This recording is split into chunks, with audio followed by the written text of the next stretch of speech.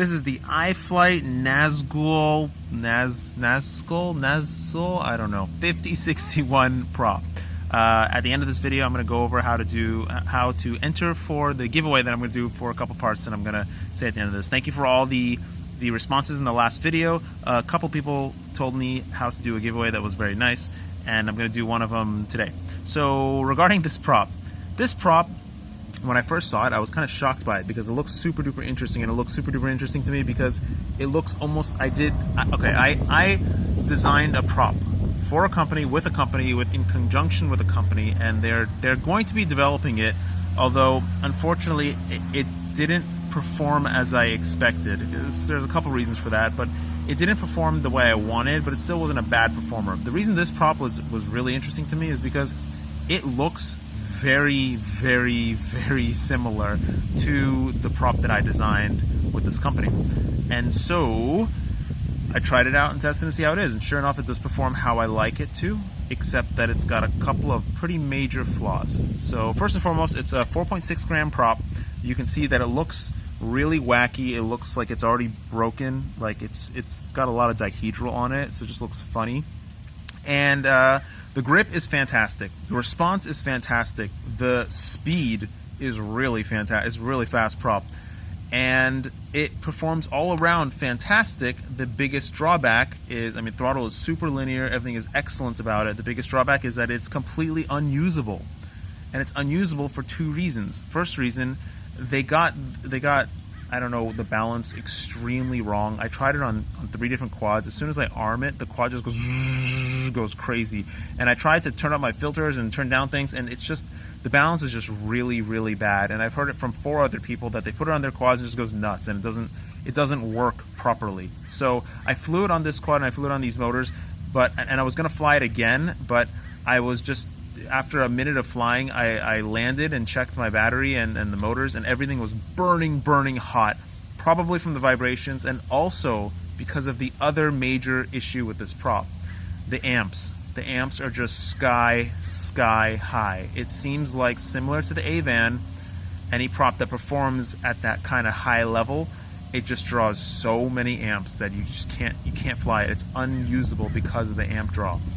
It's probably just made worse by the fact that it's very poorly balanced, and it just doesn't work.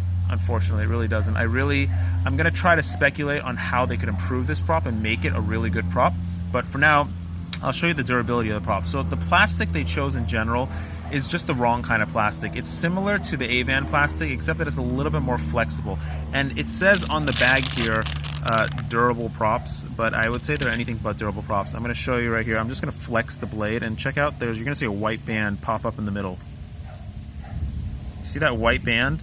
Okay, so that tells you that the plastic is just a hard, it's not like a resiny plastic, it's more like a hard plastic. It's still a polycarbonate plastic, but it's just a different mixture, and it's just gonna crack. Similar to the Avan, if you hit something hard enough or just hit something, it's just gonna crack off. It won't bend or fold or anything like that. The Avan will hold up more. The Avan's a stronger blade than this, but this one is not. It's just gonna bend up. Okay, so now I'm gonna try and speculate why this thing draws so many amps, and it's probably also why it performs so well. First and foremost, I think that the winglets on the props should be facing up, because no matter what, when the blade is spinning, you will always have low pressure on top, high pressure underneath. So I think that's when the prop needs to, the blade tips need to work most.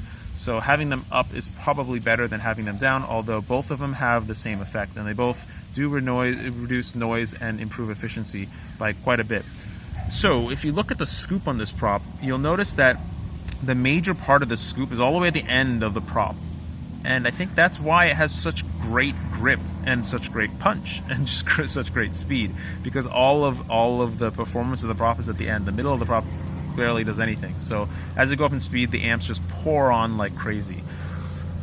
What I would do to try and improve this prop, which I think it is improvable and it could be a very good prop because they got the general shape pretty correct, I would move this scoop just a hair inward, and I would make the pitch not 60, I don't know if it's actually 61, but not so aggressive. That would improve a lot already. That would make the amps drastically less. And as the blade goes out to the end here, I would taper it just a little bit more out here at the end. So when you compare it to the 5045, Yeah, just a little bit more tapered out here at the end. Just right here, I would kind of like hook it a little bit more. And then also I'd get rid of this dihedral. This dihedral is no good. I don't think it actually helps anything. I think it's inefficient because it's blowing air out. The prop is already spinning and air is already coming outwards off the prop disc. I think you could cut down the dihedral and it would be much better. If you look at the racecraft props, they have this kind of like crane style, they're calling it. I would not consider that dihedral because it's flat. It's a flat blade. This is literally just tilted up. Like when you look at the blade in person, it just looks like they just tilted the whole blade up. It's not like a up and out. It's an actual dihedral. I think if they did those 3 changes and also changed the plastic to a more of a resiny, more of a durable polycarbonate, I think it would actually be a pretty good prop. Now, will they actually do that? Who knows? But it's unfortunate because this prop, it looks good. It looks like a really great prop and it performs really excellent. If at least they got the balance and the material right so that it was usable, you could put it on a lower kV motor and I bet it would perform really well. Unfortunately, I don't have any other flight video for you with this prop because I won't run it. I'm too afraid of burning out my ESCs or burning out motors or melting my batteries, so I can't use this prop at all. All right, now for the giveaway. I'm going to be giving away this stuff here. This is the Sky Zone frame that was in the previous video setup. I think these are 5046 props, the racecraft props. And then this guy. So it's used, but it works great and actually hasn't been flown very much. I flew it for maybe like 5 packs. It's a Hyperlight F4 board with the soft mount little things that I designed for it. And a DYS 20 amp 4-in-1. This is the prototype DYS 20 amp 4-in-1. All works fine. Not the best 4-in-1, but it works great. And it'll go great with this frame and you can build it up and it'll be really nice. Okay, so here's what I am asking.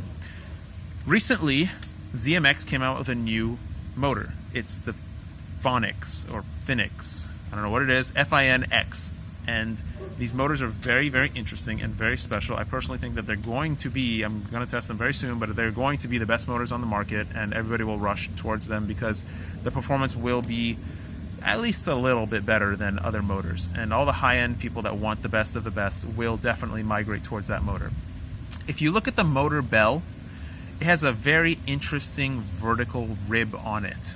Now, other motors have had ribbed bells and larger motors have ribbed bells for a very obvious reason, but the ribbed bell on this motor is very specific. It's for 2 specific reasons, and I want you to tell me what those 2 specific reasons are. And also, if you do find like a website or something that or YouTube video that discusses the effect that those ribs are supposed to have, link it in your description below or in your comment below as well.